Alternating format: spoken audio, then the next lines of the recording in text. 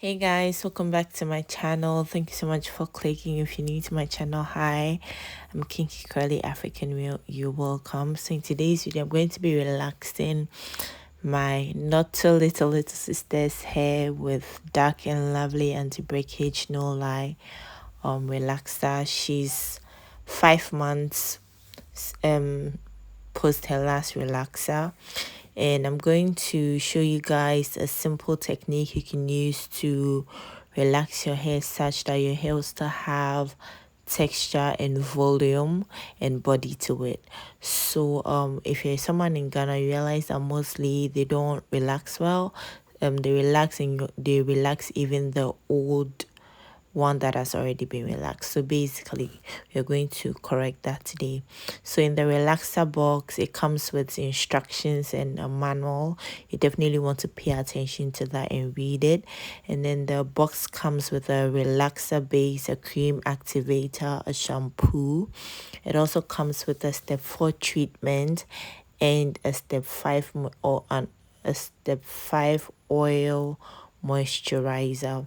So you want to pay attention to the instructions on both the box and the leaflet to be able to give you better insight into how to use the product. So now we're going to take a plastic bowl. You don't want to mix your relaxer in a metallic bowl because that can cause a lot of your reactions and stuff like that. So in this metal bowl, I'm going to take off the seal on the relaxer base. It was really tightly sealed, so if you buy one and it's not tightly sealed, you want to definitely pay attention to that and probably return it to have it replaced. So now I'm going to go in with the activator. It comes in 2 small packs. You want to pour that on the relaxer base and you want to mix it into a uniform mixture, and it should all kind of form a smooth base or texture. Now what I also realized is that the activator kind of has this clay feeling to it. I suspect it has some kind of clay like bentonite clay or something in it, which can be good for your hair, by the way. So now I'm going to go in with this Enam Cosmetics simulating growth oil. Normally you should use a carrier oil like olive oil, almond oil, avocado oil, or something, but I'm currently out of carrier oils, and this has a good blend of almost all of those.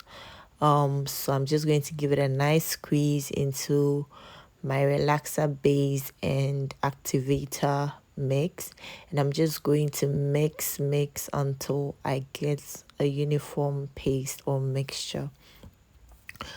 You want to make sure that you mix it such that the oil is not separating from the rest of the product, the relaxer. So now as you can see, my sister's hair is really nice and thick. She has really beautiful hair. I'm just going to go ahead now and comb the hair so that we get rid of tangles and stuff like that. You can see that where my hand is the length of the new growth, so she's waited a long time. Actually, it's not good to relax your hair like every month or every 2 months. You definitely want to give it time for the hair to grow so that when you're relaxing, the relaxer will not stray on to the parts that is already relaxed. So now what I'm going to do is basically to section the hair into 4 parts. It doesn't have to be equal, you just do you. The purpose of this is just to make it easier to access the hair.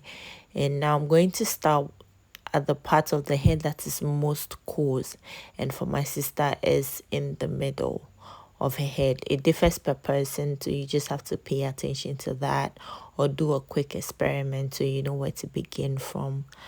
So I'm just going to take the relaxer and I'm going to put it straight onto the new growth, and then for the base I'll wait, and then when I'm done applying the relaxer to the new growth, I'm just going to use a tiny bit that is left on the comb to comb through her roots. The oil we added to the relaxer is going to slow down the processing of the relaxer.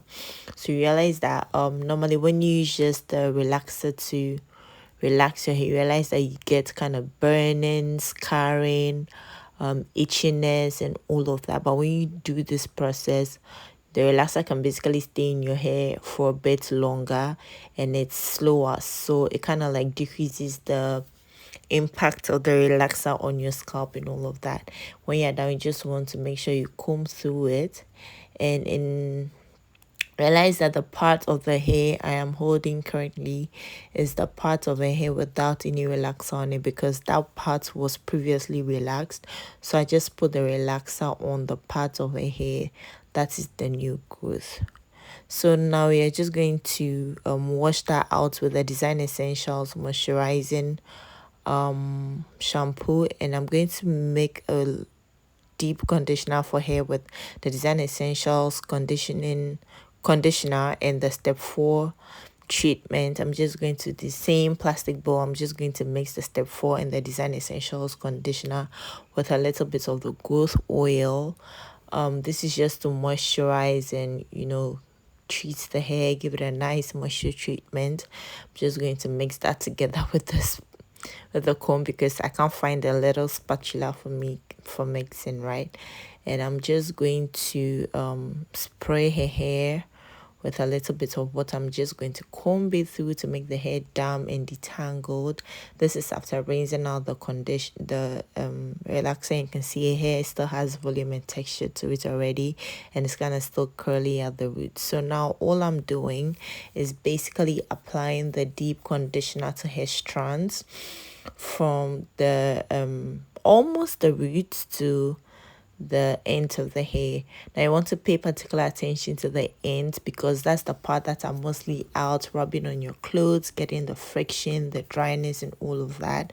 So you definitely want to pay attention to that. And mind you, deep conditioners are for the hair and shampoos are for the scalp. So I'm just going to put it up, and I'm going to put a plastic cap and a satin bonnet over it, and all that's going to do is to generate heat to help the product absorb better in her hair. As you can see from here, she had it on for 20 minutes, and I'm just going to detangle it once again, and we are going to give it a nice rinse out, and that's how it looks. You can see the texture at the root. You can see how full it still is even after relaxing. She was really amazed because she has a very sensitive scalp, and whenever she comes back from the salon, she's always crying that she has scarring.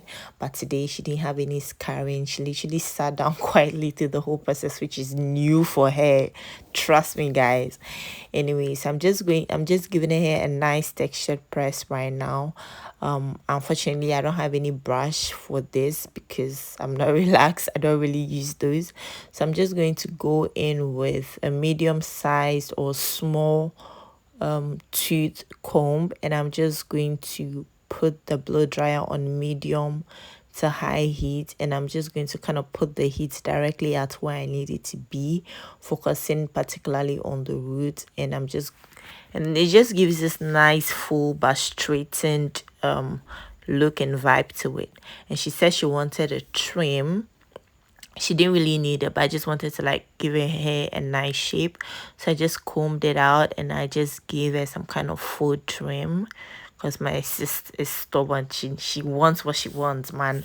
So I just give her a nice trim, and to shape her hair basically, and get rid of the tiny split ends she doesn't even have. Yeah, basically, so you just want to take your time to do that so you don't cut off any excess hair. And that's it for this video, guys. I have a video up on curling up her hair, so if you're interested, you want to check that out. Look at that hair, man. It's so beautiful, so bouncy, so full. Let me know if you've tried this method before, if you'd like to try it, how it worked out for you, what you're hoping for. And let me know if you enjoy content like this. I love you guys, and I'll see you in the next one. Bye.